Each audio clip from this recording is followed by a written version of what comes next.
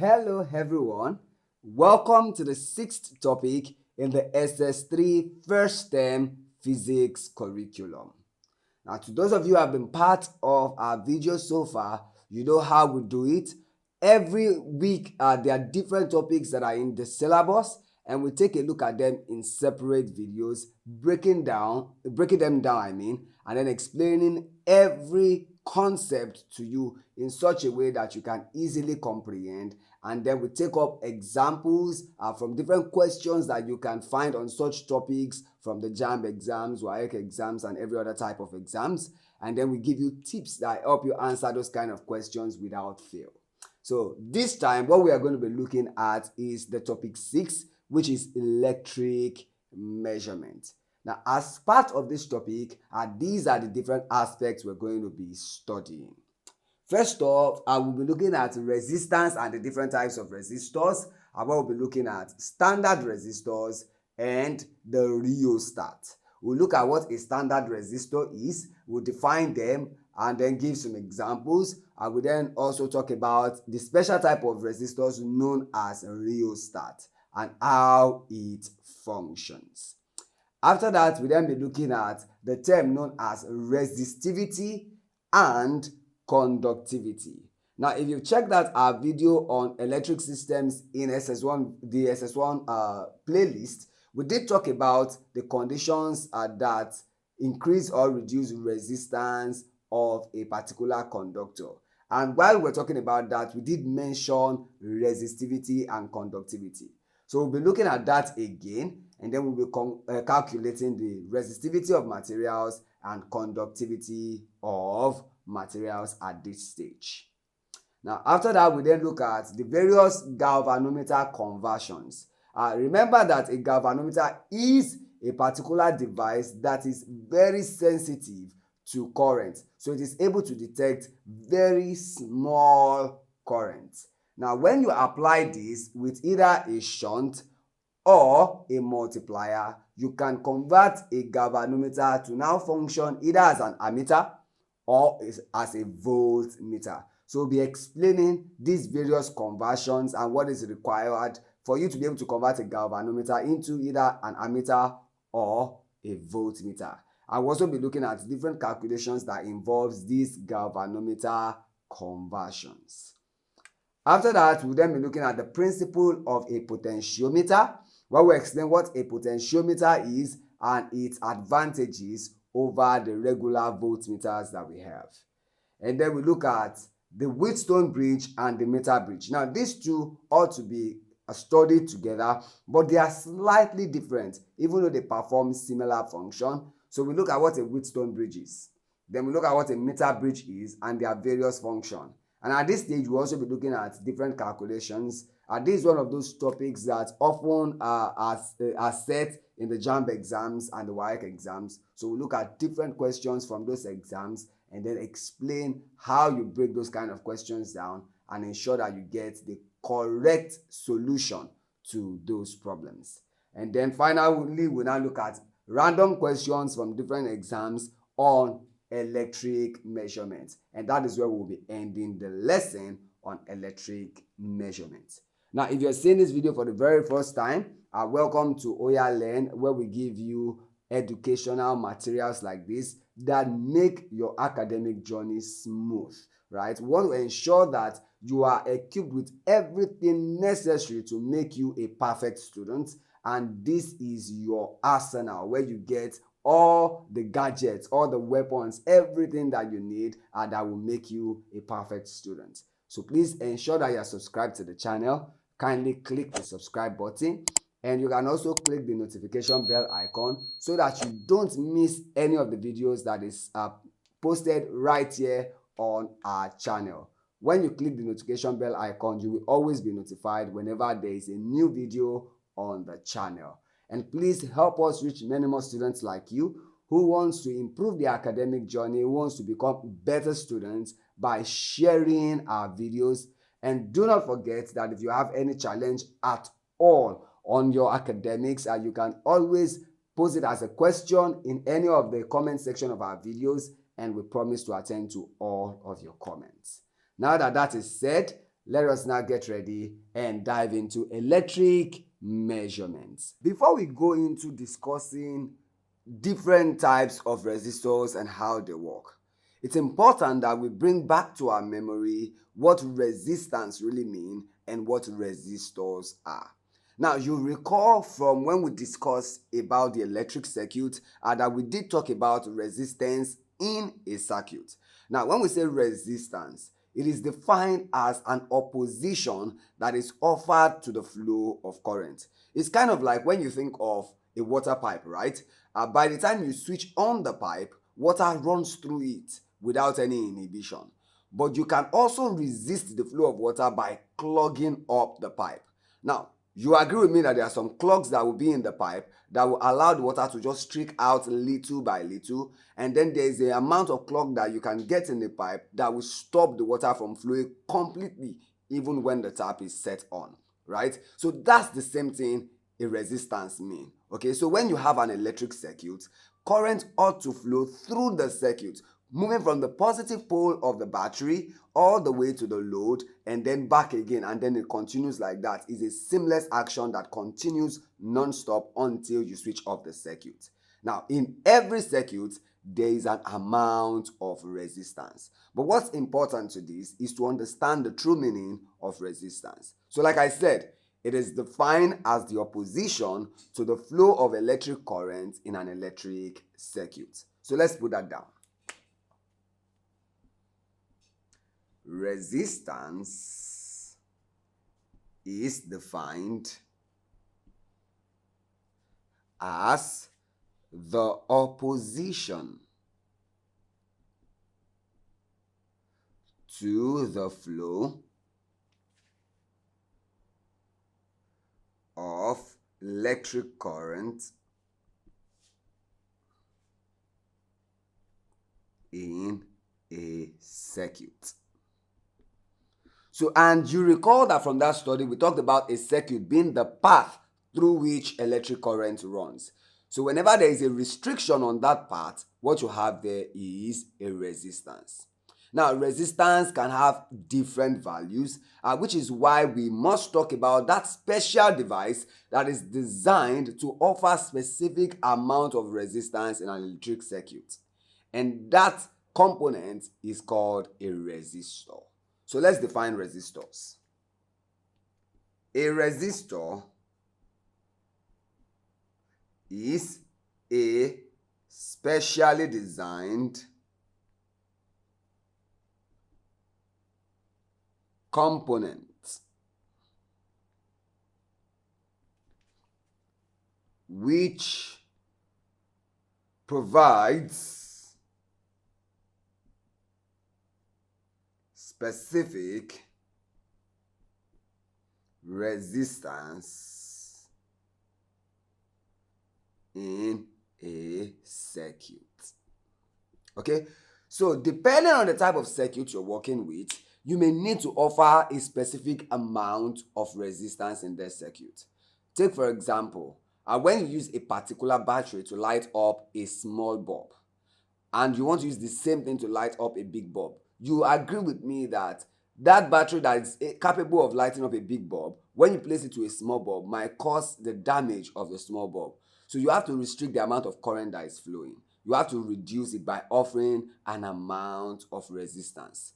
And if you recall, when we studied Ohm's law, we did talk about how to calculate the amount of resistance required in a circuit, because the potential difference equals the product of electric current and resistance offered in the circuit. So when you need a specific amount of current in a circuit, then you must offer a specific amount of resistance to the potential difference when it is fixed. So as you vary all of this, it can affect current in that particular circuit. And since resistance is opposition to current, so it's important that we study what resistors are. So now that we can define resistance and we know what a resistor is, let us look at the various types of resistors that we have. Now, when it comes to resistors, they come in various types depending on the function that they would give in an electric circuit. But if we are to classify them roughly, I would have basically two major classes of resistors. Now let's talk about the first class of resistor, which is one that we are very used to, the type that we use all the time in physics lab. The other is also very much in use, right? But all of them have their special functions. So as we discuss these various types of resistors, you will see where they come into function. That is, where you apply them, the points of application whenever you are running a physics experiment. So the very first type of class of resistors we're going to talk about is known as the standard resistors.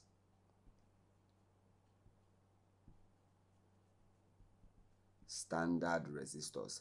Now, and quite unlike the way the name sounds, it doesn't mean it's a standard type of resistor. It only tells us that this particular resistor offers a specific resistance.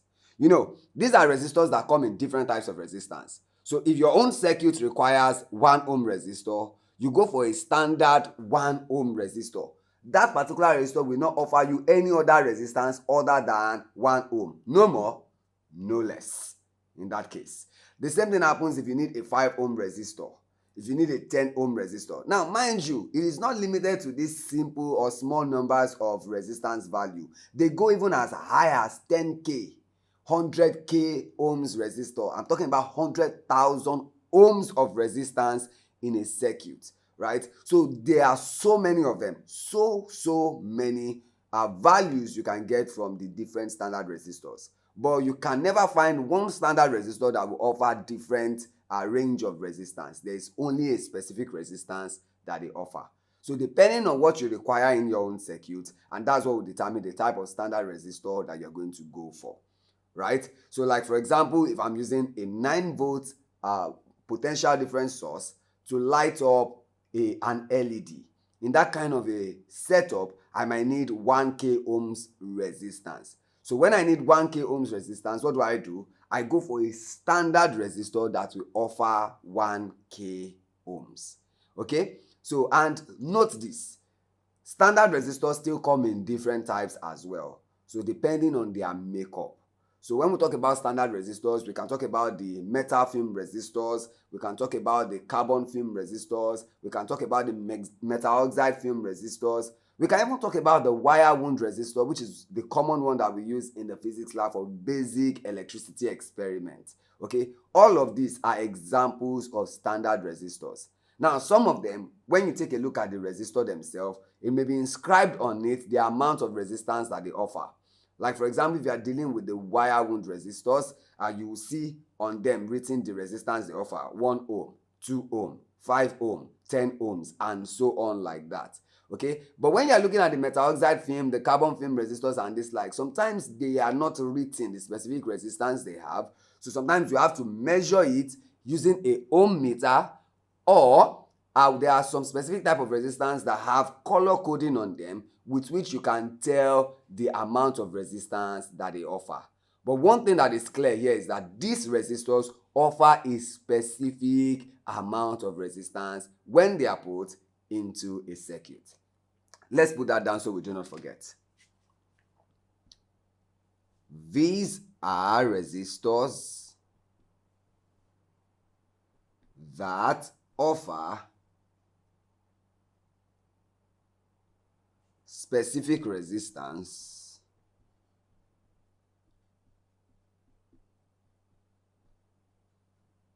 e.g. 1 ohm, 2 ohm, 5 ohm, 10 ohm, 1000 ohm, 10K ohm, etc. in a circuit. Okay, and common examples of standard resistors, examples of standard resistors,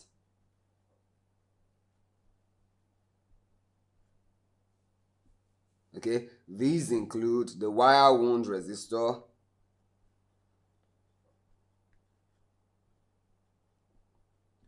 we have other examples such as the carbon film, we have the metal film, we have the metal oxide film,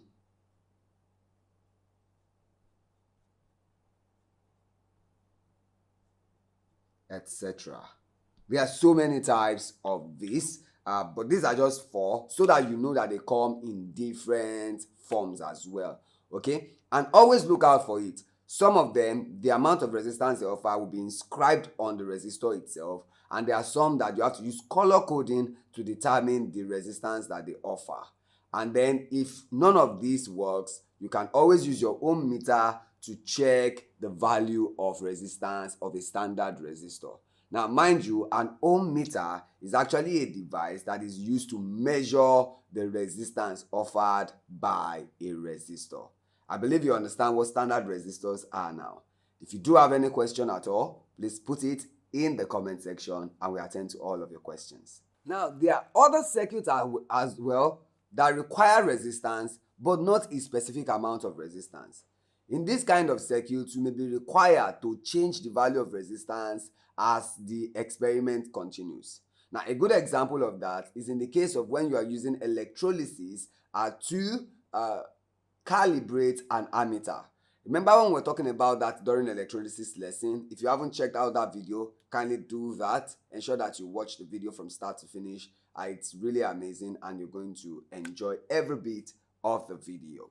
Now, what we mentioned there at that point was that in that particular electrolysis, you have to ensure that you keep the current reading on the ammeter steady. And how you do that is by varying the resistance by using a particular device known as the rheostat. Now, the rheostat mentioned there is actually a type of resistor. Now, the name given to that type of resistor is variable resistors. So aside from standard resistors, we have the variable resistors, rheostat. Now, when it comes to rheostat, you'll find some rheostat that has a range of resistance either from 0 to 100 ohms. You may find from 0 to 1,000 ohms. You may find from 0 to 10,000 ohms, like that, telling you the range that the resistance it offers has. So as you begin to slide, there's a particular portion of the rheostat known as the slider. As you move that slider, you are increasing the resistance that will be offered by the rheostat. So that is why it's called a variable resistor. So let's define it. This is a resistor that offers a range of resistance, e.g. 0 to 100 ohms in a circuit. So whenever you are working with a circuit that requires you to always vary the resistance, then what you need is a variable resistor known as the rheostat.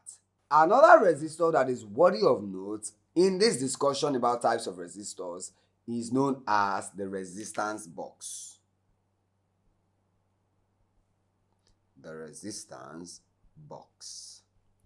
Now, there's always a question: is the resistance box a standard resistor or is it a variable resistor? Now, here's the reason why that question comes up a lot. You see, in the physics laboratory, when conducting electrical experiments, we often use the resistance box, and you find that the resistance box can be used to offer different values of resistance. Now, this is what a resistance box actually looks like. It's a box, of course, just like the name says, but at the top of it, you see some certain number of plugs. Okay, now on each of these plugs, there are inscriptions. You could see 1 ohm, 2 ohm, 3 ohm or 4 ohm, then maybe 4 ohm here, then maybe 5 ohm here, then 10 ohm, then you see 20 ohm, and then 30 ohm, something like this. Okay, and then, for example, now, if you're working with a circuit that requires 5 ohms, all you need to do is remove the plug on the 5 ohm resistance here. And this resistance box will offer 5 ohms of resistance. Now, if you require, for example, 8 ohms of resistance, now if you look at this, there is no 8 ohm inscribed anywhere. So all you need to do is combine. So remove the 5 and remove the 3. And what do you have there? 3 plus 5 gives you 8 ohms. Now, if what you need is 22 ohms, what do? Take out the 20, take out the 2, and that combines to give you 22 ohms resistance. Okay, so when we describe it this way, it sort of sounds like, okay, you can vary the resistance that you want the box to offer, but is it really a variable resistor? Now, you see, in theory, what this is a collection of standard resistors. Now, in most cases, the resistors you find here are wire wound resistors because they are very precise. Okay, but there are some resistance box that also have the metal oxide film resistors connected in them. And if you recall, when we talked about resistance in series and parallel, we did mention that whenever you connect resistors in series, the resistance will do what? Add up. Now you're getting it. Okay, so in this resistance box now, we have wire wound resistors that are very precise, connected in such a way that every time you remove the plug, the current will flow through the coil of that particular resistor, right? So by the time you remove 2, say 2 and 5 now, it's going to flow through 2 and then 5. So 2 and 5 is now acting as 2 resistors connected in series. And by virtue of that kind of connection, the resistance will do what? Add up. So in theory, this is a collection of standard resistors and nothing more than that. It is not at all a variable resistor. It's just a collection of standard resistors. Now, this is why it's very important to use it, because oftentimes in the lab, when you have a lot of standard resistors lying around, some of them are very small. They can easily be mismanaged. Students sometimes can be very playful when working with these particular materials that we use in the laboratory, and most times you are having a teacher to say 20 students, a teacher to 25 students, and it can really be a lot of hassle keeping up with these students, ensuring that they do things right. Now, when there is discipline, you do not have any issue at all. But when dealing with young children especially, it can be a big problem. So when you are working with small standard resistors, they could get missing, they could get damaged while experiments are still going on, while you are guiding a particular group can decide to just go haywire and then misbehave, spoil the resistors, throw it away, or things like that. Okay, so this is where this resistance box actually come in.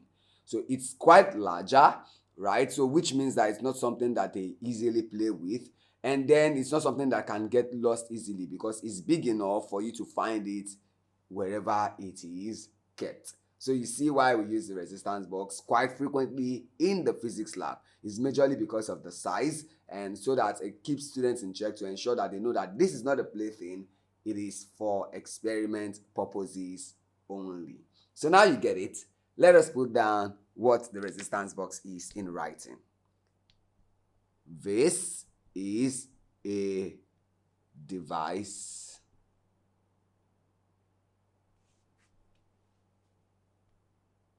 which serves as a collection of standard resistors.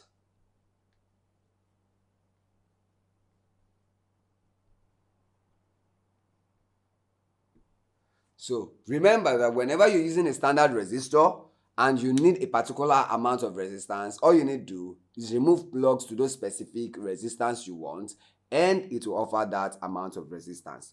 And you can combine 2, 3, 4, 5 resistors within the resistance box. So tell me, what happens if I'm using a standard resistor and then I remove the plug for the 5 ohms, for the 10 ohms, for the 2 ohms, and for the 3 ohms? What am I going to get there? Drop your answer in the comment section. Before we go into different calculations involving resistance, one other thing that we really need to look at is the symbols for resistance in a circuit. You see, as physicists, we understand that whenever we are building an electric circuit, or you want to explain the concept behind an electric circuit, you cannot just go on and begin to draw all the different components of the circuit on a piece of paper. So one thing that is always done is that these different components are represented with symbols. So we should understand the symbols for each of these components. And when it comes to resistors, because there are various types of resistors, there are so many other symbols, so to say, that represent these various types of resistor. Okay, and sometimes you could have two different symbols representing the same thing, but there are just a few things you really need to look out for. So in physics, the symbols that generally represent resistors in a circuit look something like this. It's either you have something like this, or you have, now pay attention to this, a zigzag line like this. Now if you observe, you see this line goes up and then continues like that, and the final one comes from down to this point. Okay, now these two represent resistors, and in this case they are standard resistors. Standard resistors are drawn with these symbols. You can represent them using either of these symbols. Now, there's argument that this is the generally accepted one and this one is an American symbol and all of that. But as far as this goes, they are always mixed. Most times you see in some circuits this symbol is used, and sometimes in another circuit you may find this symbol used. So it's just important that you recognize the symbols, not which countries they are allied to. Okay, so just know that these two represent what? Standard resistors. Now when you have a variable resistor, take for example the rheostat. The rheostat can be drawn using this symbol too, but with a second twist to it. So if you're using this to represent a rheostat, all you need to do is put an arrow, a slanted arrow like this. Okay, the same thing applies to this. With this arrow, it shows what? A rheostat. Remember what a rheostat is? It's a variable resistor. Okay? Now, there's another type of rheostat. We call it the preset rheostat. In that particular one, you have something like this, where instead of an arrow here, you have something that looks like a nail. Okay?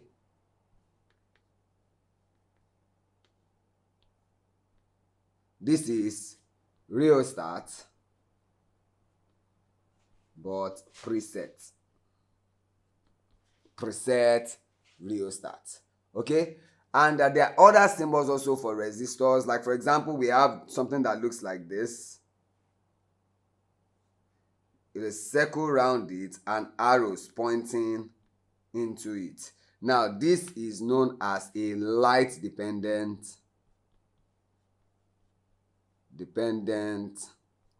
resistor, LDR.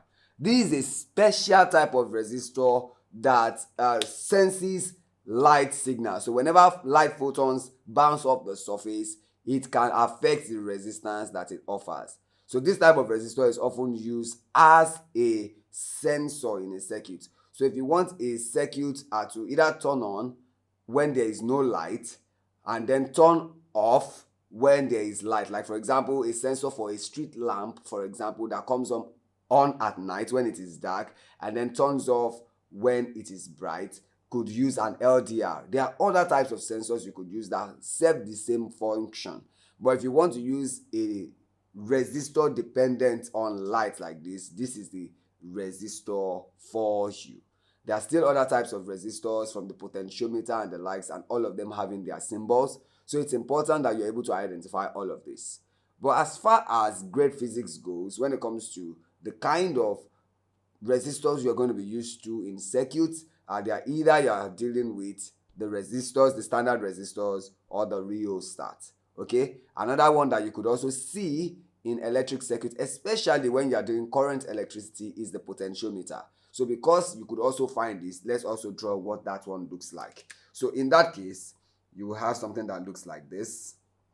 Okay, and then you have arrow pointing inward like this, or you have it like this. As long as it has an arrow like this pointing inwards, what you have here is called a potentiometer. And what it really is a specific wire on a metal rule. Then this line here represents your jockey, which you place. Remember that there's a relationship between length of a wire and resistance it offers, right? So when we look at what resistance really depends on, you understand this concept a lot more better.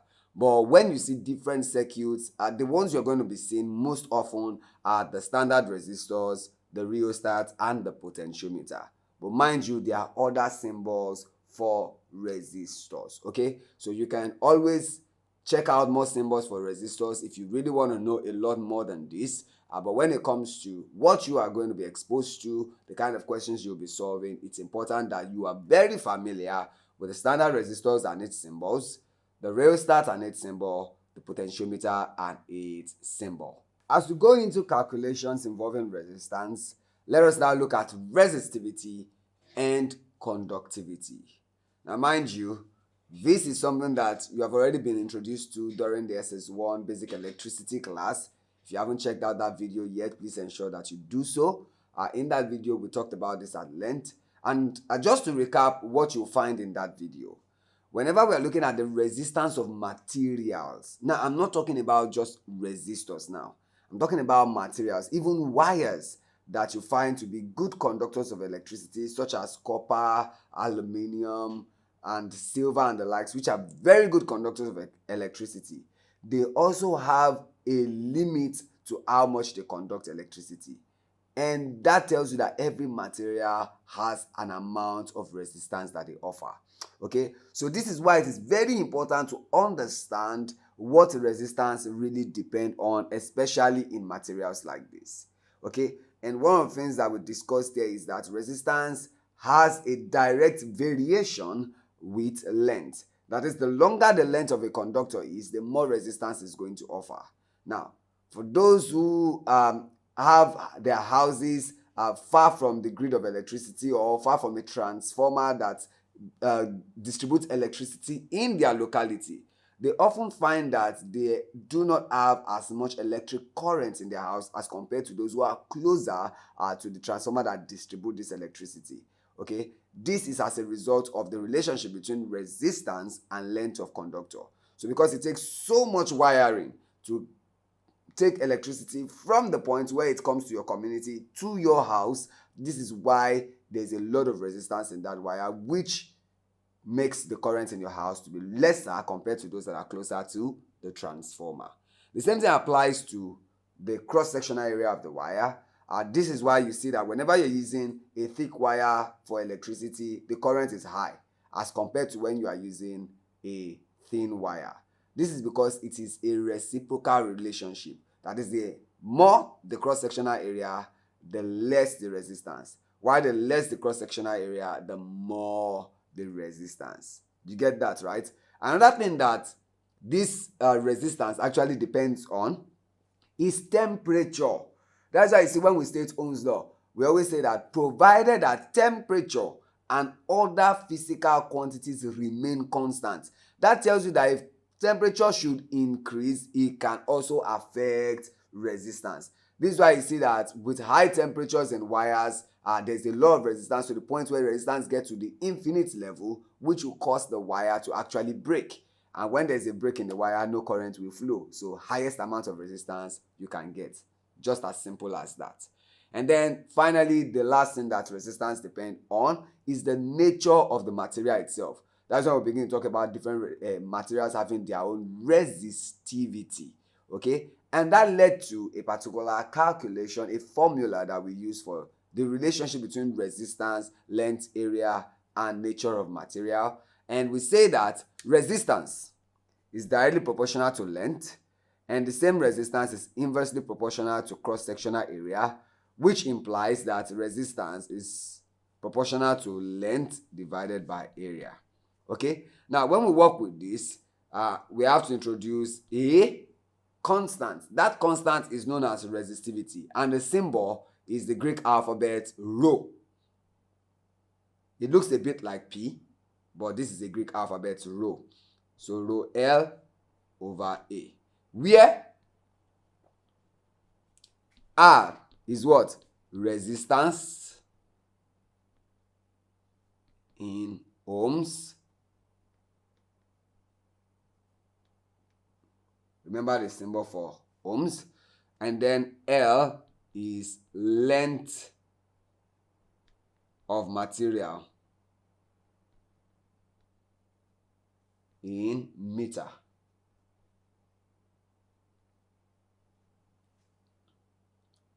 A is cross-sectional area. Please, it's not surface area. Cross-sectional area.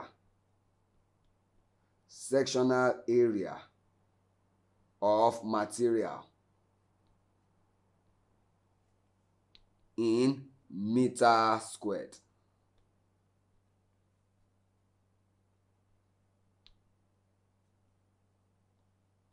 So most times when we are dealing with things like this, we are talking about a wire that looks like a cylinder. So you are looking at the area of that cross section, which is basically a circle, pi r squared or pi d squared over 4.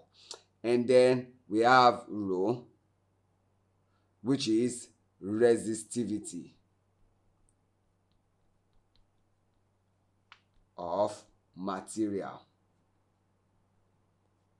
in ohm meter.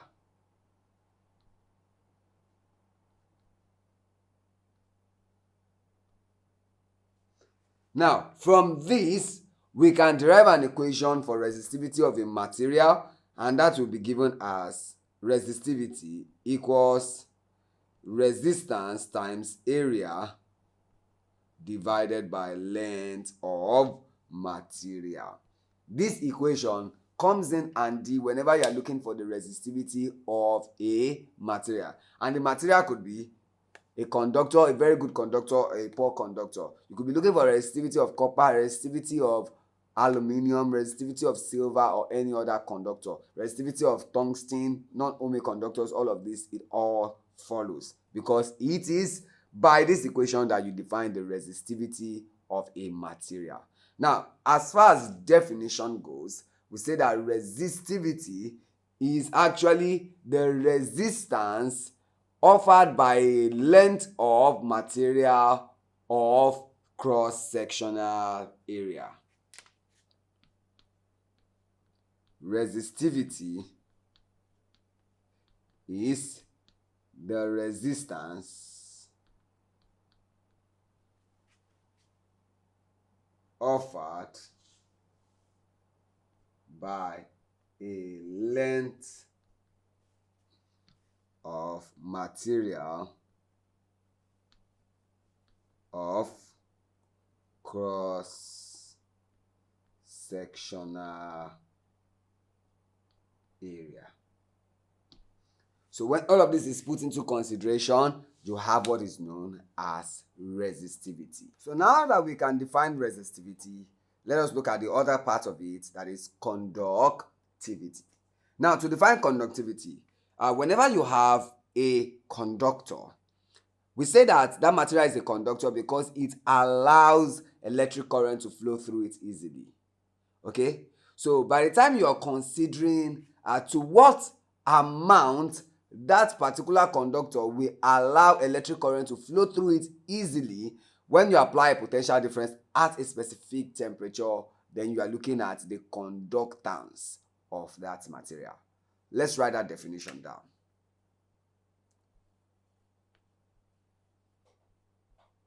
Conductance is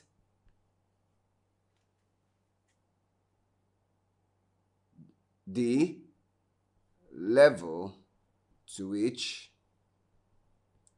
a conductor allows electric current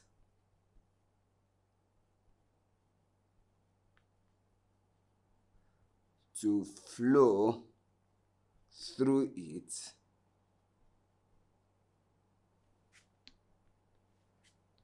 when a potential difference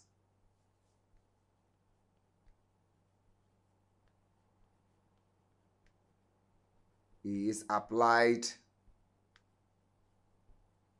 across it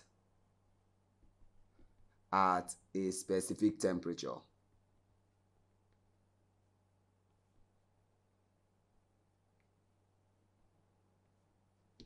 So what this basically means is that when you have a conductor and then you connect a potential difference across it, now it will allow current to flow through it as long as you do not exceed a specific temperature. That's one. And then to the level at which that material can accommodate current running through it. So meaning that different materials have a level to which they can accommodate electric current moving through them. It's just like this, okay?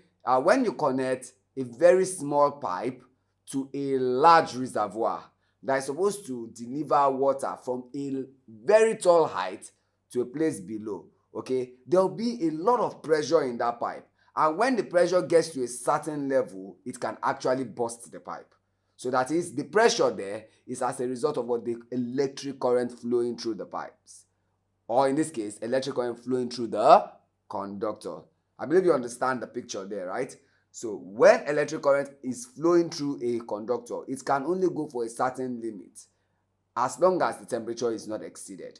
When there's so much electric current in that particular conductor, if it exceeds the limit, what will happen is that the temperature begins to rise gradually until it gets to its limit, and then the conductor breaks. Another thing you should know about conductance is that it is actually a reciprocal of resistivity. Let's put that down. It is a reciprocal of resistivity,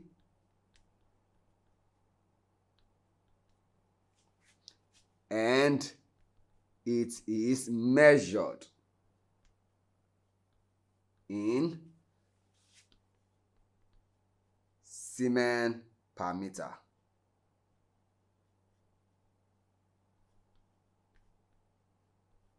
So that is conductivity. Note, the symbol for conductivity is different from the symbol for resistivity. Remember that resistivity was with the Greek symbol rho. So in the case of conductivity, the symbol used to denote conductivity is another Greek alphabet known as sigma. Now it is written like this. This is sigma, which represents conductivity, equals 1 over rho, which is what? Resistivity. So it's a reciprocal of resistivity. So since resistivity equals resistance times area over length, it means that conductivity would then be what? Length over resistance times area. And these two equations helps you solve for conductivity. Now here's the thing. If you're given a question where the resistivity of a material is mentioned and you are then asked to find the conductivity, all you need to do is apply this equation.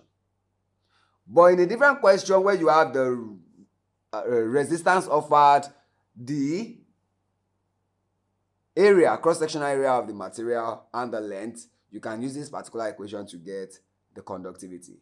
Now this is where examiners get creative. Sometimes instead of giving you resistance, they may give you the current and potential difference. Okay? Instead of giving you area directly, they will give you the diameter or the radius of the conductor. Right? All of this can help you to still solve for conductivity. You just have to rely on your knowledge on these different parameters. Like for example, don't forget that V is still equals to what? IR. So you can get R from this equation. Don't forget that cross-sectional area equals what? Pi R squared, and the same area is what? Pi D squared over 4. Any of these two can give you what? The area of a conductor, especially when it's a wire, when we are dealing with wire, which is actually considered as a cylinder, where you have the surface area that we're considering here being that part that looks like a circle, kind of like this. If this were a wire, this is the area of what we are looking for, the cross-sectional area of a wire. So all of this can still come into the equation as you begin to solve. So in order so that you understand how to apply all of this, let us try to solve a few questions, especially from WAEC and JAM, so that you can see how to apply these to solve for either resistivity or conductivity. So let us start by using this particular question from the WAEC of 1988. The question itself says, calculate the resistivity of a wire of length 2 meters and cross-sectional area of 0.004 centimeters square if the resistance is 3.0 ohms. Now, here's the thing. In the question itself, there were options provided which were in ohm centimeters, right? But I want to show you how to solve a problem like this in the proper SI unit first before we can then begin to solve them in specific SI units. So let us solve it the normal way it should have been solved. That is in the proper SI unit of ohm meter. So in order to do this is what you do. Let's look at what we have from the question. So we are given that length L equals 2 meters.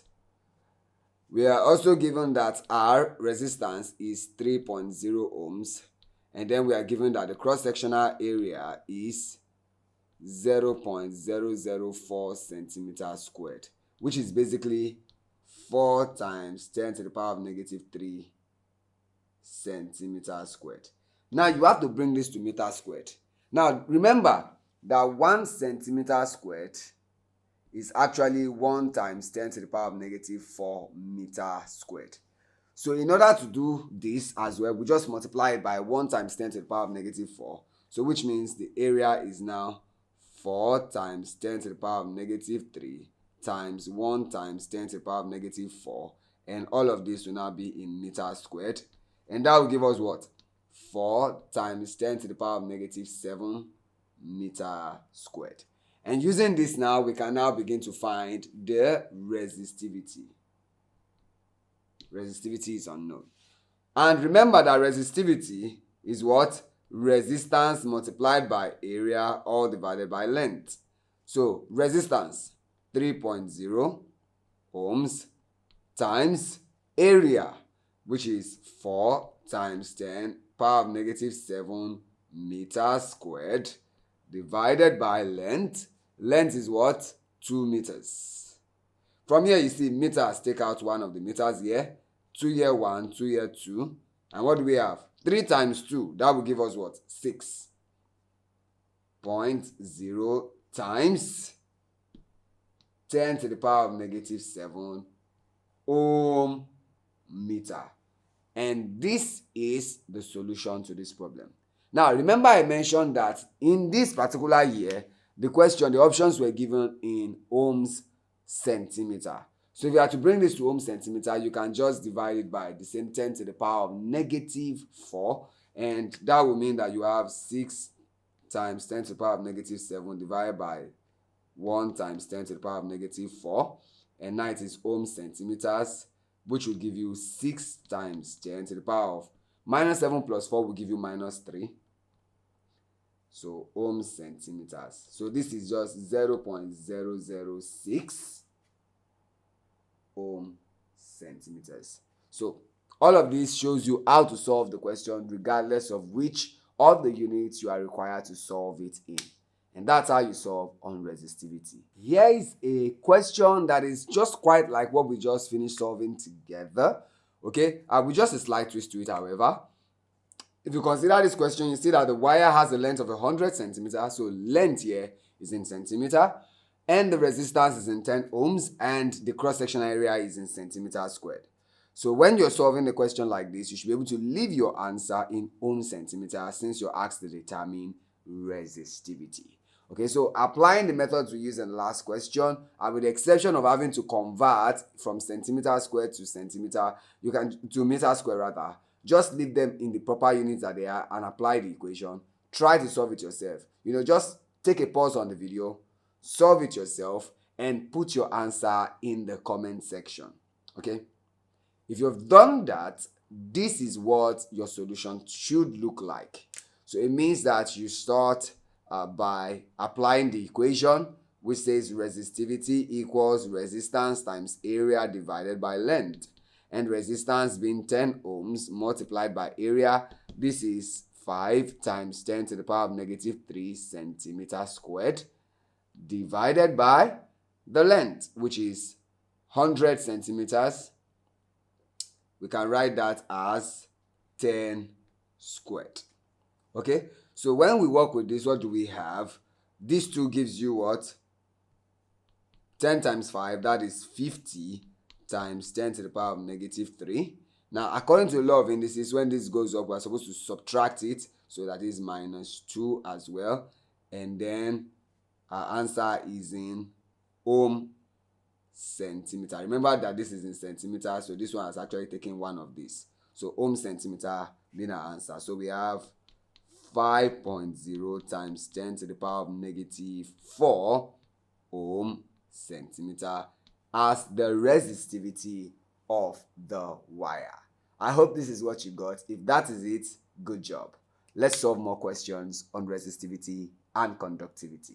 A wire of resistivity 4.40 times 10 to the power of negative 5 ohm centimeter has a cross-sectional area of 7.5 times 10 to the power of negative 4 centimeter square.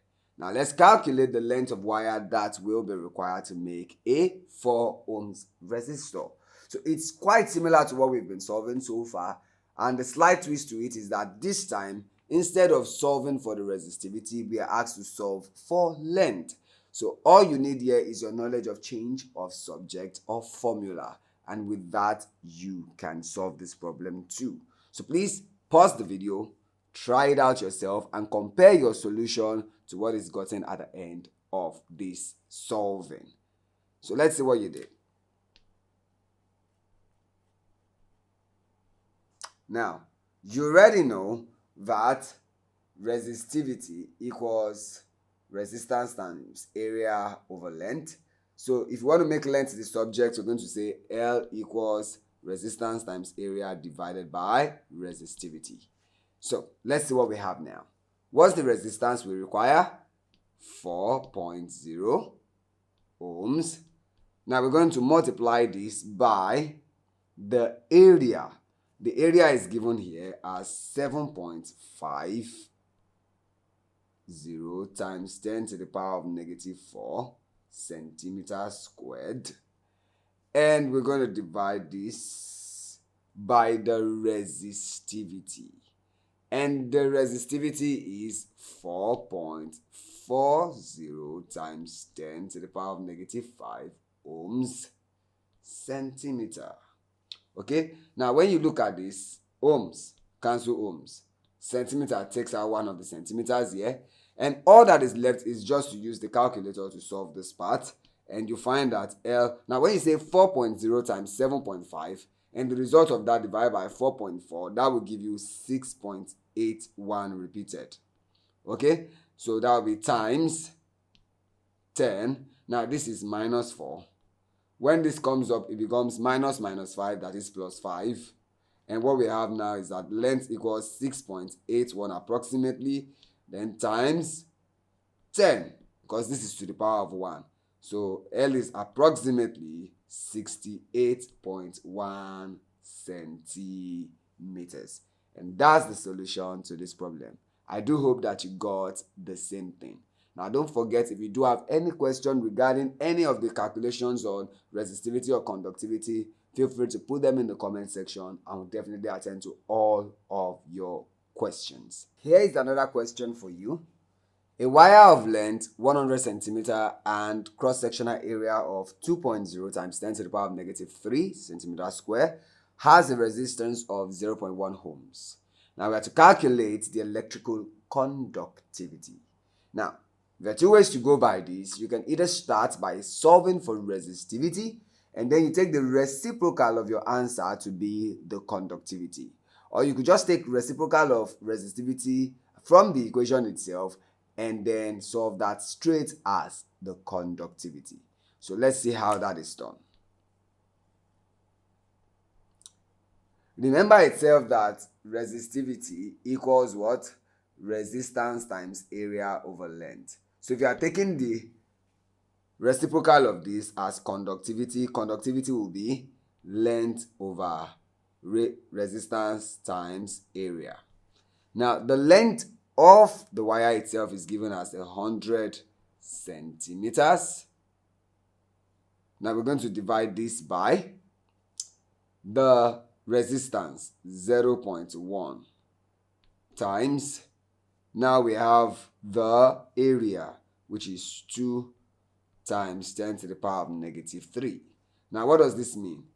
We can translate this and say conductivity now equals 100 Now remember, this is in ohms, while this one is in centimeter squared. Okay, so this cancels one of this. Okay, so working with this, we can say this is 100 over this itself is 10 to the power of negative 1. So times 2 times 10 to the power of negative 3. And this would give you 100 divided by 2 times 10 to the power of negative 4. Now from here, we can easily break this and say this is 50 times 10. Now when this comes out, it becomes positive, so 10 raised to power 4. And the unit is what? Per ohm per centimeter. Or we just say Siemens per centimeter. Okay? So working with this, what do we have? This will then give you 5.0 times 10 to the power of 5 per ohm per centimeter. And this is the solution to the problem. Now folks, please ensure that you practice more with questions like this. You can pick out questions on resistivity and conductivity from JAM past questions, from WIPE past questions, NECO past questions, and all of these exams. And then try them using the methods that you've learned from this video. And if you do come across any challenging one that you'd like some help with, kindly drop it in the comment section of this video and we will attend to all of your questions. Still on electric measurement, let us now look at galvanometer conversions. Now, you already know that a galvanometer is a device that is used to detect small electric current in a circuit. So it's more like a detector rather than a measurement device like that, but it can also be used to measure microcurrents, millicurrents, very small currents.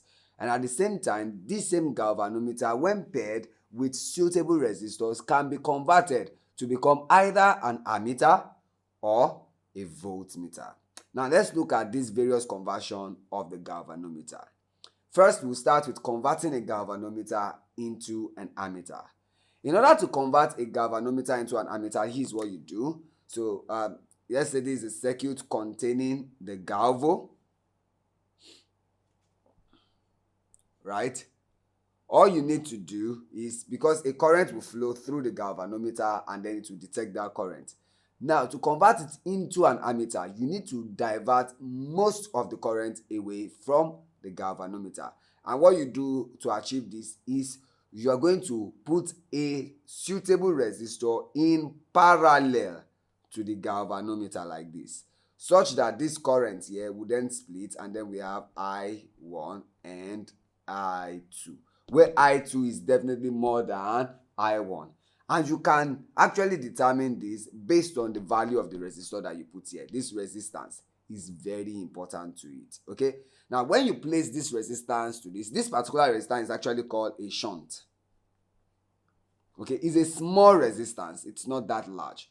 It's a suitably small resistance that is connected in parallel to a galvanometer to take a bulk of the current away from the galvanometer, thereby converting it into an ammeter. Okay, so and there's a way you calculate for the suitable resistance that converts a galvanometer into an ammeter. In order to do this, here's what you do. You're going to relate potential difference across shunt. You equate it to the potential difference across galvanometer. Okay, and what is the potential difference across the shunt? That would be the current through the shunt and the resistance of the shunt equals the current through the galvanometer and the resistance of the galvanometer. This helps you to find the suitable shunt resistance. So shunt resistance R therefore becomes current through the galvanometer multiplied by the resistance of the galvanometer divided by current through the shunt. Now here's the thing. For example, if you're dealing with a particular galvanometer that has a maximum deflection of say 5 milliammeters, that 5 milliammeters becomes the current through the galvanometer. Now, Depending on the amount of current you want the galvanometer to be able to read, if you want it to be able to read, for example, 10 amperes of current, you now say 10 minus that 5 milliammeters, that will give you the current that you want to pass through your shunt I2. Okay? Now, every galvanometer has its own resistance R of G, so that will be given in the question. And then when you compute this following this formula, you can get the suitable shunt resistance required to convert that galvanometer to an ammeter. Now, if we're going to define this conversion, we say it is when a suitable resistor is connected, a suitable resistor of low resistance rather is connected in parallel to a galvanometer in order to convert it into an ammeter. So that's the process of converting a galvanometer into an ammeter. Let us take an example involving the calculation of the suitable shunt resistance to convert a particular galvanometer into an ammeter. This question says a galvanometer of resistance 5 ohms gives a full scale deflection when a current of 50 milliammeters flows through it. Now, how will you convert it to an ammeter capable of measuring 2 amperes? Now, here's the thing. You already know that to convert this particular galvanometer into an ammeter, we need to connect it in parallel to a shunt of resistance R ohms. So we need the value of R that we're going to connect to this galvanometer. Now here's the thing you need to note. To solve this, first we're going to look at the amount of current that will be taken away from the galvanometer. Okay, remember we're going to be looking at potential difference through the shunt or across shunt. Let's correct that. Across shunt equals potential difference across galvanometer. Okay, now here's the thing. It means we need the current through the shunt and the current through the galvanometer. Now note, the current through the galvanometer Ig is 50 milliammeters, which is basically 0.05 amperes. Okay, and that would mean that the current through the shunt would be what? 2 minus 0.05, and this would give you 1.95 amperes. Okay, and we know that the resistance of galvanometer is already given in the question as 5 ohms. So we need R of shunt. So we say IS RS equals IG RG. So IS is what? 1.95 multiplied by resistance of shunt equals IG. Current through the galvanometer, that's the 50 milliammeters, which is 0.05, multiplied by resistance of galvanometer, which is 5. That means the shunt required is therefore 0.05 times 5, all divided by 1.95. Now, when you calculate this should give you 0.128 ohms. So you need to connect a resistor of 0.128 ohms resistance in parallel with the galvanometer. So let's write that down. To convert the galvanometer into an ammeter capable of measuring 2 amperes of current, a shunt of resistance 0.128 ohms is connected in parallel to the galvanometer. And that's the answer to this question. Now, suppose you are to now convert a galvanometer to a voltmeter. What do you do in this case? Now, here's what happens. To convert a galvanometer to a voltmeter, you connect a high resistor, that is a resistor of high resistance known as a multiplier, in series with the galvanometer. And this is what that looks like. You have a resistor R connected to the galvanometer in series. Now, what do you observe here? This will have its own potential difference V1, while this will have its own potential difference V2. It actually splits the potential difference across them. Now, this is known as the multiplier. This is the galvanometer.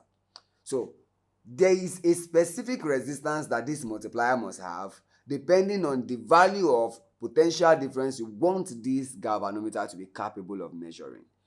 Let's take an example. Calculate the resistance of multiplier required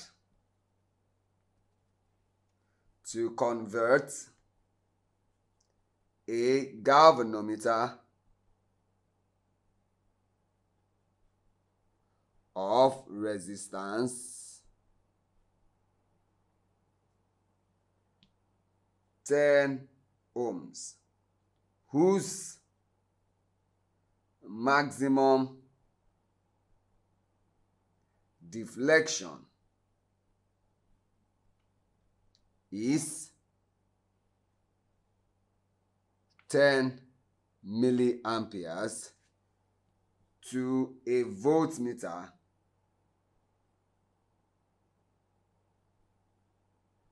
capable of measuring 10 volts. Now, working with this, what do? Note that V, which is the 10 volts, actually equals V1 plus V2. So from here now, all we need to do is to find each of these V1 and V2. So to solve this particular question, we're going to start with V2, which is the potential difference across the galvanometer. So V2 is going to be the product of the current of the galvanometer and the resistance of the galvanometer. Now, what does this give us? The current in the galvanometer is given by the question. The same current is going to pass through all of this. Okay, so we know that it's 10 milliammeters. So that will give us 0.01 multiplied now by the resistance of the galvanometer, which is 10 ohms. And this would give you 0.1. That is the potential difference across the galvanometer. This helps us to know the potential difference across the multiplier itself. So V1 would then be the current through the shunt, the multiplier this is multiplier, and then we multiply this by the resistance of the multiplier.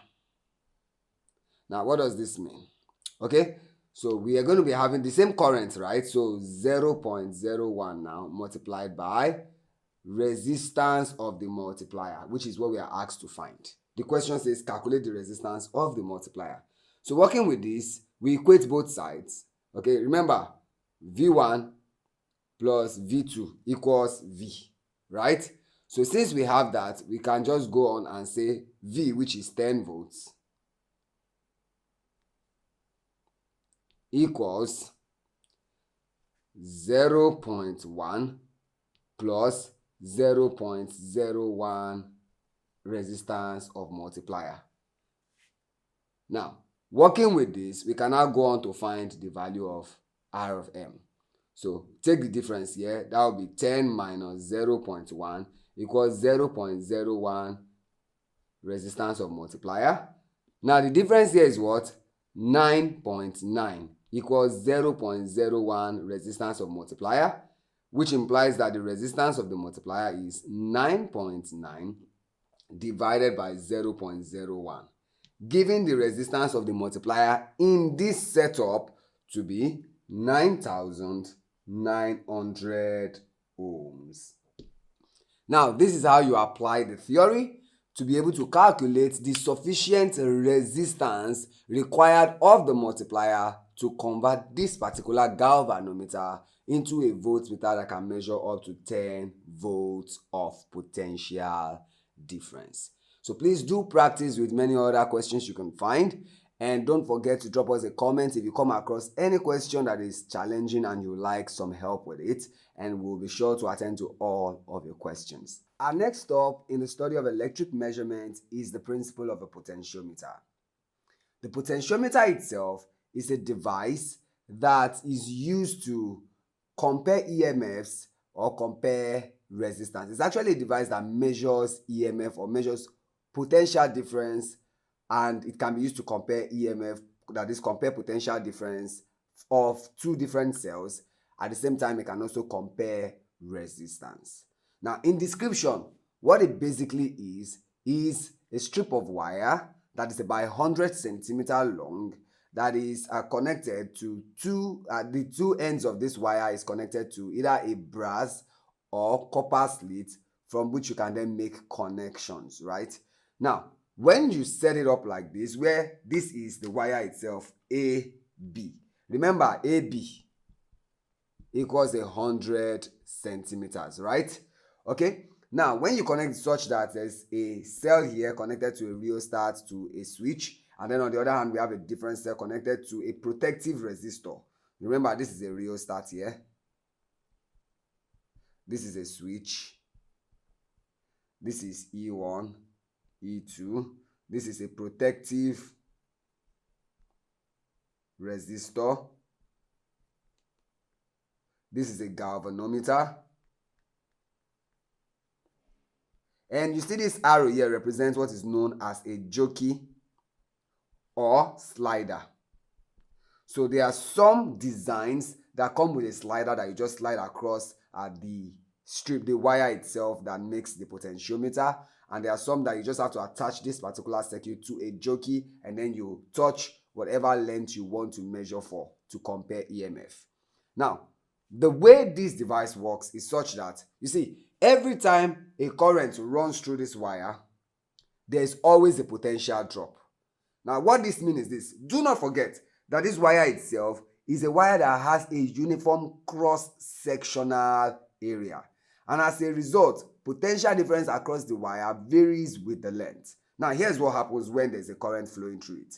Because there's a potential drop, it means if I should divide this wire, remember it's 100 centimeter long, if I should break it into 10 centimeters each of these 10 centimeters will have the same potential difference across them. Remember when we learned about resistors in series, right? And then you connect this to a potential difference source. Okay, let's close the circuit. Remember that this will have its own V1, this will have its own V2, and this will have V3, right? Now, that's the same case in this case. It now have that divided voltage because there's a voltage drop. Each of the 10 centimeters, each centimeter in this has equal amount of potential difference across them.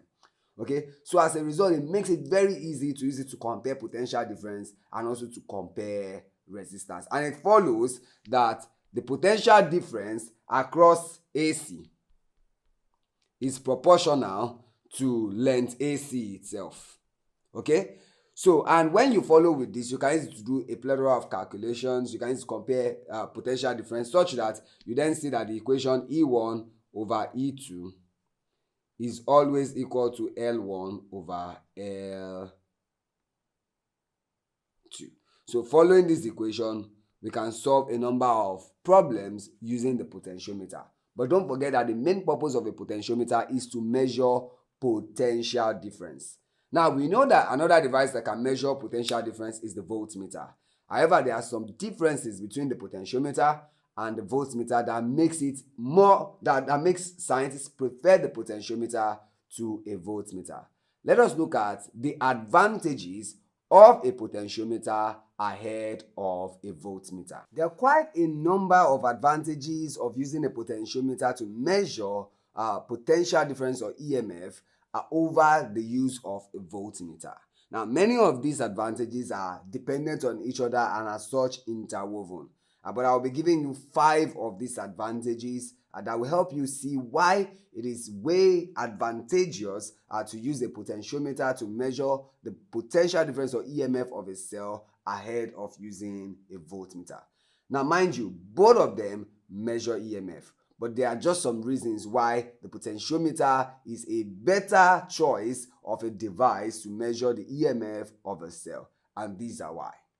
The first one is that the potentiometer itself does not require current when it is measuring the EMF. So it does not draw current from the cell that it is trying to measure.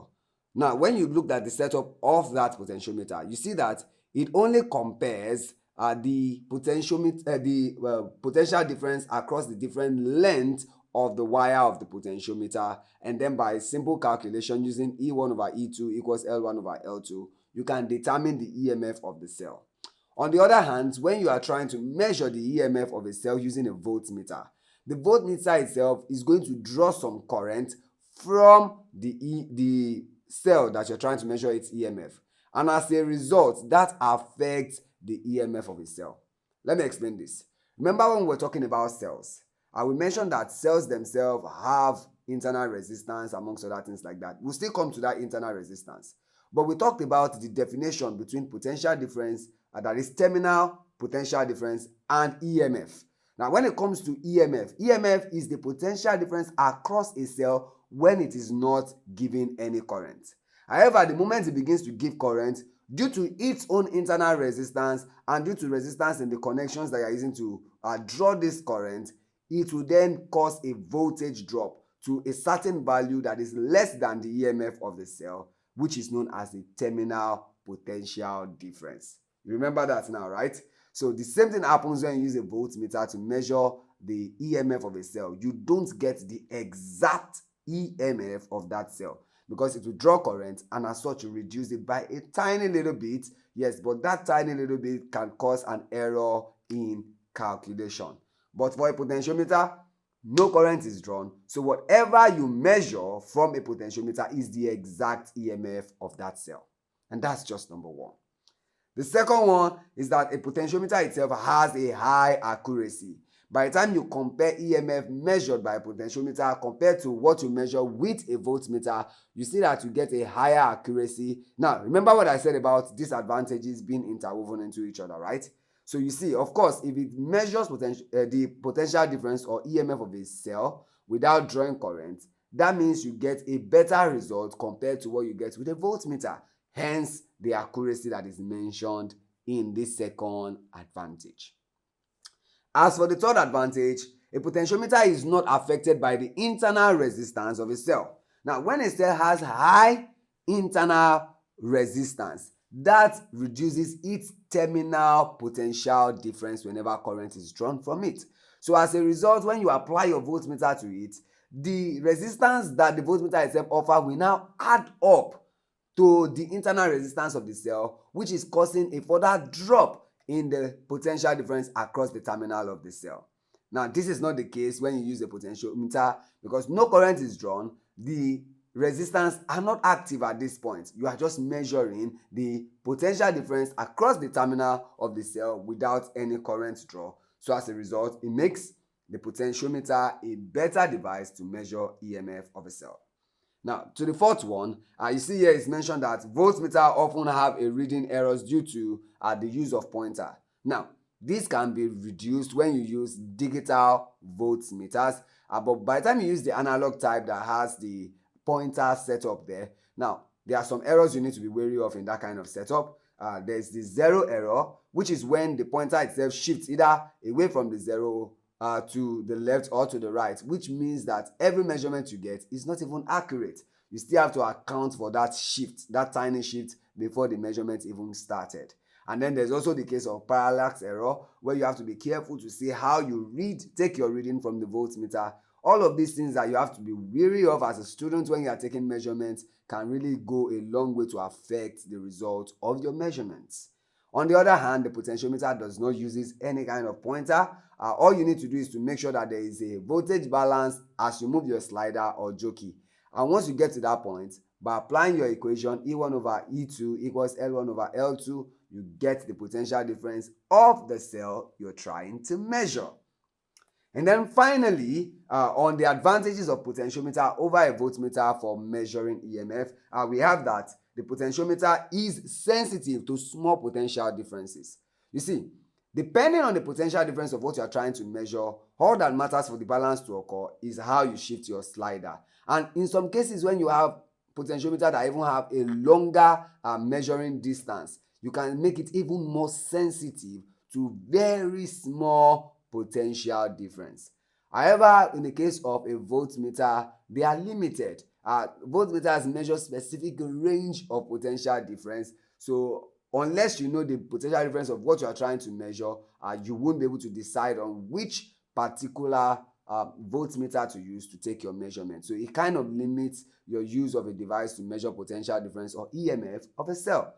On the other hand, the potentiometer is very sensitive. Measures whether it is small, measures whether it is large, and of course, no matter what kind of potential difference you're trying to measure, as long as you balance it right, you will always measure with high accuracy all the time. And that's about 5 advantages of a potentiometer over a voltmeter. There are a number of others. Kindly mention them in the comment section. A question on the principle of potentiometer may be like something like this. Now, in this particular question, we see that a current in a potentiometer is adjusted with a rheostat so that the galvanometer reads 0, that is when you're trying to find the balance point at this point, when a standard cell of EMF 1.0 volts connected to the slider intercepts 40.0 centimeters. So that is when it was tested with a 1.0 standard cell rather, the slider found its balance point at 40.0 centimeters. Now, when that was replaced with a new cell E1 of unknown EMF, the standard cell now, the balance point is at now 49.0 centimeters. So we have to calculate the EMF of cell E1. Now, basically what this question is saying is that with this potentiometer, when it was connected to a cell of 1 volt, and then the rheostat was adjusted to read a 0 current flowing through by the time the slider or the jockey was at the 40.0 point of the potentiometer. Now, they removed the 1.0 volt and then put the new cell here that we don't know the resistance, is unknown EMF, and then by the time the adjustment was done, it was found to balance at 49.0 centimeter mark. So now we want to find the EMF of that cell. Remember that it will be what? E1 over E2 equals what? L1 over L2. It's as simple as that. That's how we solve problems like this. So let's apply it. What is E1? Unknown. Let's make it the unknown cell. Now the known cell is 1.0. Now this will be, the length for the unknown cell will be what? 49 divided by, for the 1.0 volts, that was at 40, right? Now what does this imply? It means that E1 equals 1.0 times 49 divided by 40. And our answer is in volts. Okay? So the value of E1 will now be what? What is 49 divided by 40? Since this will give us 49, that will give us 1.225 volts. And that's the value of cell E1. The next thing we're about to learn is called the Wheatstone Bridge. And this is a circuit that is used to find out the resistance of an unknown resistor. So say for example, you have a standard resistor that you do not know its resistance and you want to find out what the value of the resistance of that resistor is. One way to do that is to do the Wheatstone Bridge experiment. Now, the Wheatstone Bridge itself is a circuit, and what it consists of is a cell, preferably 1.5 volt dry cell, and then it has 2 keys. It has a galvanometer, a sensitive galvanometer, and then 4 resistors connected in this diamond shape that you can see right here on this circuit. Now, this circuit itself is a Wheatstone Bridge. Now, here's the thing. Of these 4 resistors here, one of them is the unknown resistance. So let's assume that R1 is the unknown resistance. Unknown resistance. Right? Now, what that will mean is that R2, R3, and R4 has to be known resistors. Okay, resistors of known resistance, I mean. So, how we do this is we use resistance boxes to take the place of R2, R3, and R4. That is R2, R3, and R4 are resistance boxes. Now, you recall when we did talk about resistance boxes, they're actually a collection of standard resistors. And it is so built in such a way that you can choose the resistance you want it to offer. It has various resistors that are in that particular box, and by pulling the pins on each of these resistors, you can combine resistance to give you a certain value of resistance. Okay, so now that we understand what we use here, now this is how it basically works. You see, the moment you connect these keys, right, remember this is an unknown resistor. Okay, so by the time you connect the keys, key 1 and key 2, current begins to flow, and then they divide at this junction A here, where you then see I1 going through R1 and then R2, and then current I2 will go through R3 and R4 as shown on the circuit here. And when they recombine at this point, it becomes I equals I1 plus I2. I2.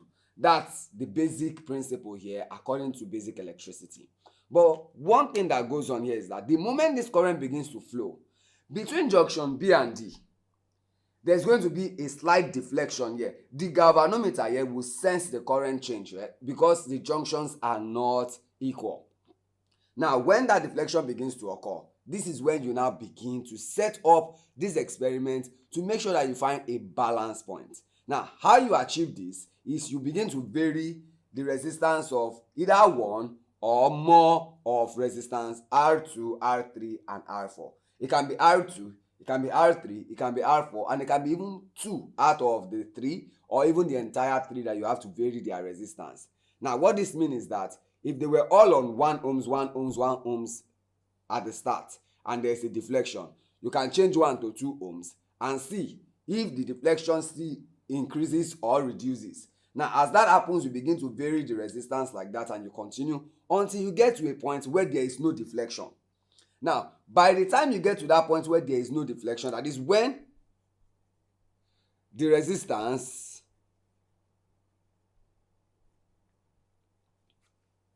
of R3, let's start with R2, then R3 or R4 is varied such that galvanometer shows no deflection. What that means is that the current I1 and I2 are now at the same potential. Then I1 and I2 are at similar potential. Now, let me explain the physics behind this. You see, at this point here, as you begin to vary these resistors, right, the circuit begins to balance out. Remember that R1 and R2 have the same current there. So you are varying them with respect to R3 and R4. You want to ensure that the potential here is similar to the potential here. That's what we are trying to do. And what we are doing is we are varying it with I1, R2, I2, R4. Then we are doing I1, R1, and then I2, R3. That's the potential we are varying there, okay? So at the point where there is no deflection, the potential becomes balanced. And what that means is that I1, R1, remember R1 is the unknown resistor, right? Will now equal with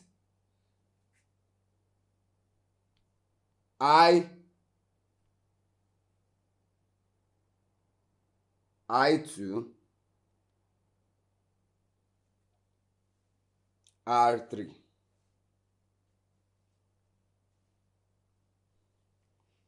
And similarly, I1, R2 will now equal with what? I2 R4. And as a result of this, what this implies is that I1 R1 over I1 R2 is now the same thing as, remember we do this over this, so the same thing will happen here, this over this. So that is I2 R3 over I2 R4. Now, see, the current here are the same, right? So I1 cancel out. I2 cancel out. So what this means is that at this point where this galvanometer balances, when there's no deflection, it means that R1 over R2 equals R3 over R4. And we already know that these are resistance boxes, which means depending on the plug that you pull on the resistance box, you can tell the resistance that each of these boxes is offering. So when you put in the values of R2, R3, and R4, you can use that to calculate for R1. And this is how we use the Wheatstone Bridge to determine the resistance of an unknown resistor. Let us take a few questions on this and see how we can apply this equation to solve problem involving the Wheatstone Bridge. This question shows us a Wheatstone Bridge. We can identify this by the diamond shape we see here in the circuit. Now, please mind you, sometimes it doesn't come in this exact shape. All you need to observe here is that you're having 4 resistors and there's a divider between them such that you have a galvanometer between R1 and R3 and then R2 and R4. Okay, so once you have that, you can identify a Wheatstone bridge no matter how the shape looks like. Okay, so most times though, it is usually drawn like this. It's just in some cases when the examiner is trying to throw the students off. So just watch out for how it really works and how the arrangement is for you to be able to identify a Wheatstone bridge. Now, in this question here, we have 3 known resistance. We have the 50 ohms, the 90 ohms, and the 20 ohms resistance here. And there's an unknown resistance R. And we're asked to find the value of R when G shows no deflection. That is that the currents I1 and I2 are at what? Yes, they are at equal potential. Let's identify I1 and I2. So if the current is flowing this way, it means this will be I1 and this will be I2. And according to what we've learned from the principle of a Wheatstone bridge, that tells you that this divided by this should give you this divided by this. So let's apply that. So that is, we can call this our R1, this is R2, this is R3, and then this is R. Okay, so which is actually R4 from the description we made using the Wheatstone bridge. Now, working with that, we can then say in our solution that the R1, which is 50 ohms, divided by R2, which is 90 ohms, equals R3, which is 20 ohms, divided by R. Now, what do we do here? Cross multiply. It means 50R equals 90 times 20, which implies that R becomes 90 times 20 divided by 50.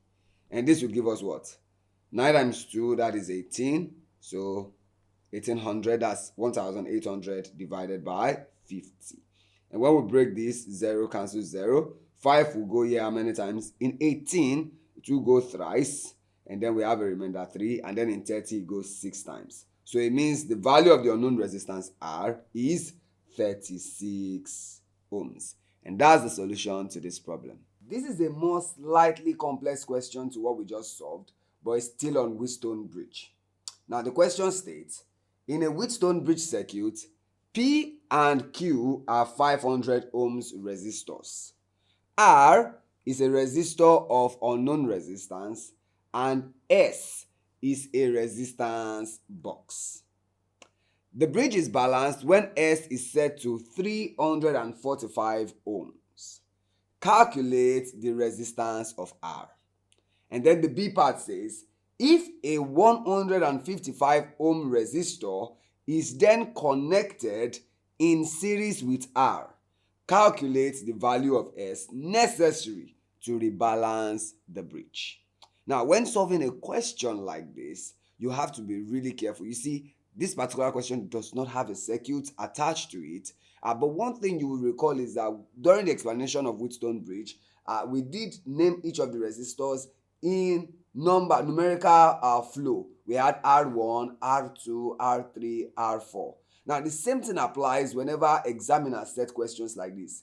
If they are not going to give you a diagram, that is the circuit diagram for this kind of circuit, they always arrange the resistance in your Wheatstone Bridge in a sequence. So since letters are used here, it means that when you have R1, that will be P. And P is followed by Q. So that will be your R2, right? And then the next one will be what? R3, which is the unknown resistance. And then R4, which is S. So just like that. Always look out for that. It's either they're using R1, R2, R3, or R4, or they're using alphabets that are in sequential order. So it helps you to be able to understand how the Wheatstone Bridge is set. So let's start by solving the A part.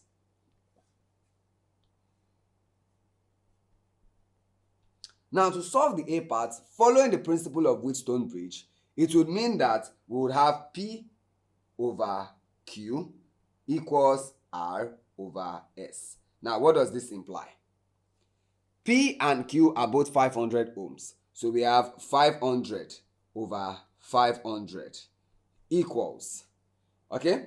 And then R is unknown over S, which is set to what? 345. Now from here, of course, this would give you 1, okay? So it means 1 equals R over 345, which implies that R equals what? 1 times 345. So we have 345 ohms. Okay? So that is the value of the unknown resistance. Now to the B part. For the B part, we are now told that a certain 155 ohms is connected in series with R. So when you connect that in series with R, the value of the resistance R will do what? Now increase, because you are adding another resistor to it. So we're going to do R prime, which is now what? The initial value, which is 345, plus the one connected in series with it, because they will act as one resistor in that circuit. So we add 155 to this, and this will give us what? 5 plus 5, that's 0, carry the 1, that's another 0, carry the 1, and then we have 5. So 500 ohms. Okay? So R prime is 500 ohms. So what will be the value of S that will rebalance the galvanometer? So at this point now we are saying P over Q equals what? R prime over what? S prime, a new value for S. So R prime is already solved here. So we are having 500 over 500 equals 500 over S prime. Now what this implies is that what? Since this is 1, it means S prime equals 500 ohms. And this is how you solve question on Wheatstone Bridge. Now don't forget that you can always practice more by trying out questions yourself. And if you do stumble on a question that is slightly challenging and you like some help with it, kindly drop it in the comment section of any of our videos, and we promise to attend to all of your comments. The meter bridge is a practical application of the Wheatstone Bridge. So that is when you're trying to do an experiment involving finding the resistance of an unknown resistor, what you do is you apply the meter bridge, which uses the principle of the Wheatstone Bridge to find the unknown resistance. Now, in the case of the meter bridge, the apparatus is one of those that is very easily found. It's very common, so it's easy to set up and you always get accurate results. Now, what it consists of is the particular meter bridge apparatus itself, which is a board that has a meter rule and along which a particular wire of uniform cross-sectional area is run through. Now that wire is usually 100 centimeter long and it occupies the position A, B as shown in this diagram, right? Now we then have this arm, which is actually made of either copper or brass. It has to be of negligible resistance. Negligible resistance. These are metal plates, okay? Now we then connect resistors R1 and resistors R22. Now these are standard resistors. Now one of them is a resistor of unknown resistance and the other is one of known resistance. Now to this particular panel here, you have to connect these wires connected to a galvanometer, and then you put a protective resistor to it. Remember that galvanometer sends very small current, so if you allow large current to run through it, it may damage the galvanometer, which is why we are using this protective resistor here. And then we touch it to the wire, this wire of uniform cross-sectional area. Now, just like in the case of the Wheatstone Bridge, once you allow the current to flow through this, right, as it begins to flow through it, every time you touch the wire here with a jockey, this particular arrow here represents a jockey. Okay, so every time you touch any point on the wire, you see deflection, and then you continue to move it to different points on the wire. Remember that there is a meter rule under it, so you can actually measure the length of wire there. So by the time you get to this point here, let's assume that this point is when the galvanometer then shows no deflection. What that shows is that it is at equal potential, just like the case of the Wheatstone Bridge. Okay, so and remember that the potential difference across this is proportional to length. So it means that what you are having in resistance here is the same thing you'll be having at L1 and L2, varying resistance. And following the principle of the Wheatstone Bridge, it will imply that R1 over R2 would then equal L1 over L2. Now, R2 is a known resistance. L1, you can get that from the measurement on the meter rule right under the wire that is here, and the same thing with L2. So once you get these values, you can easily calculate the value of the unknown resistance. Very simple application. Every student can do this. However, it has a few precautions that you have to ensure that you follow. You must take those precautions to ensure accurate readings every time you do this experiment. Now, one of them is that every connection you make on the meter bridge has to be double checked. Make sure that it is a tight connection. Another thing you should do is whenever you are not taking readings, make sure that your key here is open. Don't close the circuit so that you don't run your battery down. Okay? Another thing you should also take into consideration is that avoid sliding your jockey across the wire. It damages the wire. Remember that the reason why this experiment works is because that wire has a uniform cross-sectional area. So when you continue to slide your jockey across it, you are damaging the wire, peeling off some part of the wire, making the cross-sectional area to begin to vary as you slide it past it. So don't slide, instead touch. That's what you do with the jockey. Another precaution you should also ensure is that instead of whenever you want to use the jockey, make sure that the circuit is connected first. Close your circuit before you put the jockey. Don't put the jockey and then close the circuit. It can affect the reading that you're taking. All of these are things that you take into consideration. Now, the reason for that is, remember that this galvanometer can take potential difference of batteries or cells even when no current is flowing.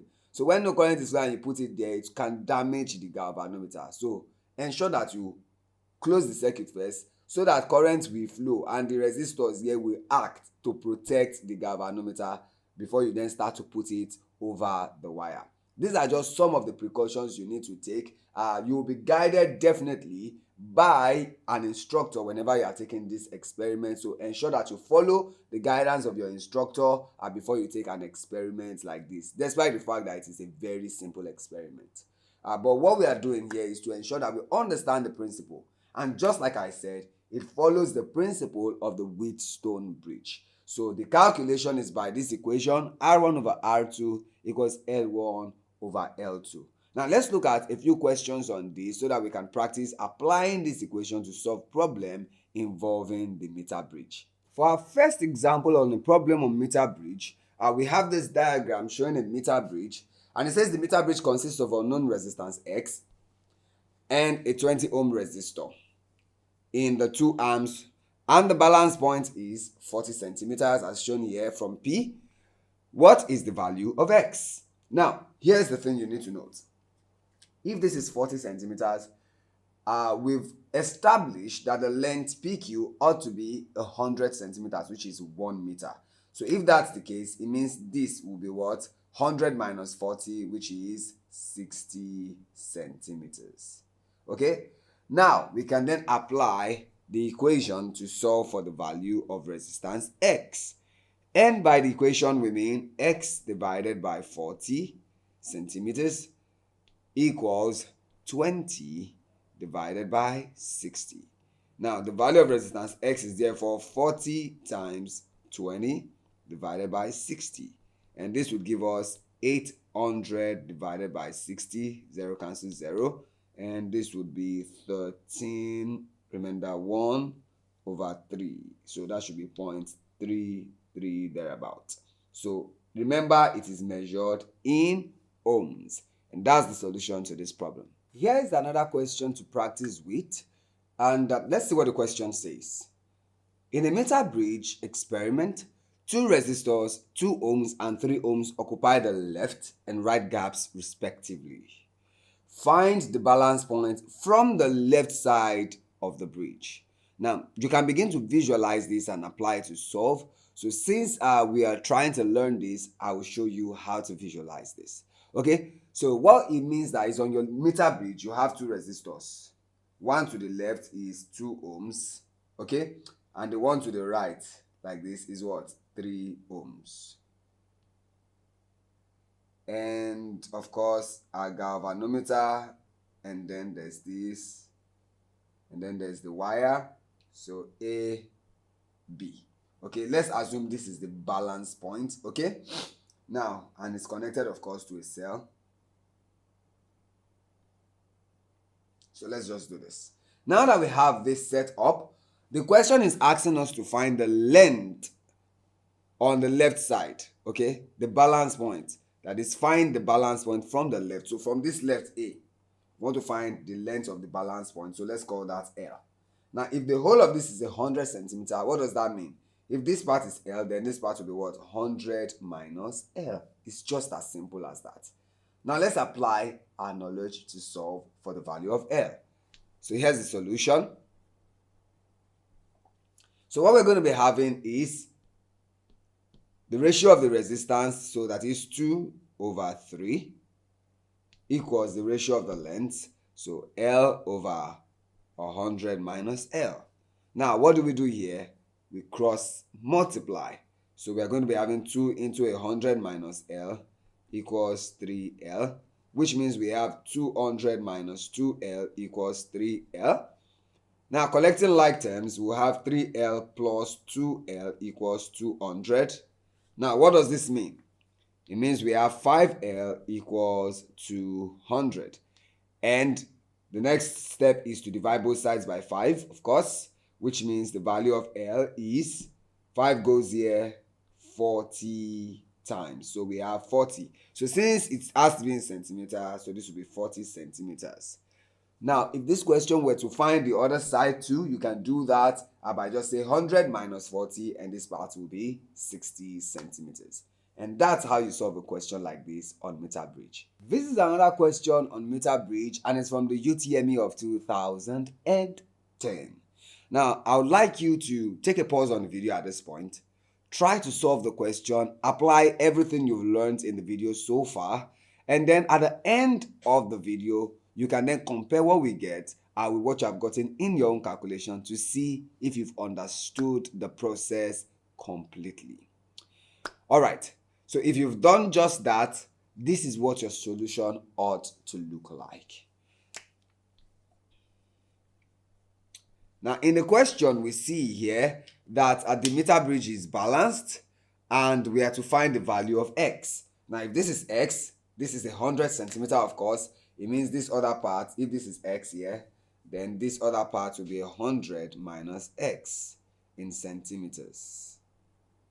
Okay, so if we have that, we now need to know R1. See, R1 is a combination of 2 resistors in parallel, and R2 is just 8. Okay, so for R1 will be what? We are going to solve this in parallel. And if you recall how we learned to solve two resistors in parallel, instead of saying 1 over R equals 1 over 8 plus 1 over 8, you can just go straight and say 8 times 8 divided by 8 plus 8. And this will give you what? This is 64 and this is 16, and your answer is 4 ohms. Okay, and we have R2 is 8 ohms. Okay, now we have the different lengths. So L1 is X, L2 is 100 minus X. So let's see what we're going to get now for the value of X, since that's what we're asked to find. So according to the rules that guide meter bridge, which is the principle of Wheatstone Bridge, we're going to be having that R1 over R2 equals L1 over L2. So basically what this means is that we're going to be having 4 over 8 equals X over 100 minus X. We can break this down and say this is 1, this is 2. So 1 over 2. 1 over 2 equals X over 100 minus X. So when we cross multiply, 100 minus X equals 2X. And what this means is that 100 equals 2X plus X. So from here we can just say 3X equals 100, which implies that X is 100 divided by 3. And what would this give us? That would be 33.33 centimeters. And that's the solution to the problem. Now, if you did get the same answer as what we have gotten, that's a very good job from you. However, if you're still having a few problems with this, we would like to see your process. Drop a comment in the comment section so that we can know how we can assist you to even get better at solving problems like this. Now, folks, at this point, if you're still not subscribed to the channel, I'd like to implore you to please take a moment, click the subscribe button, and also click the notification bell icon. Now, when you do this, you will always get notified every time we put out a new video right here on Oya Learn, your flawless school tool. And please help us to reach many more students like you who need the kind of helpful academic videos that we make right here on our channel by clicking the share button so that they too can get the access to this amazing content that we make and then grow their academic life and make the academic journey even more smoother. So let me say a big thank you for doing this already. If you've done that, if you haven't, kindly do it. Help us to grow, help us to reach many more students. You just might not be able to tell the amount of people you'll be helping by just clicking the share button. Thank you for being part of the video so far. Our study continues. We still have many more coming your way right here on Oya Learn, your flawless school too. I'll be seeing you in the next video. Bye for now.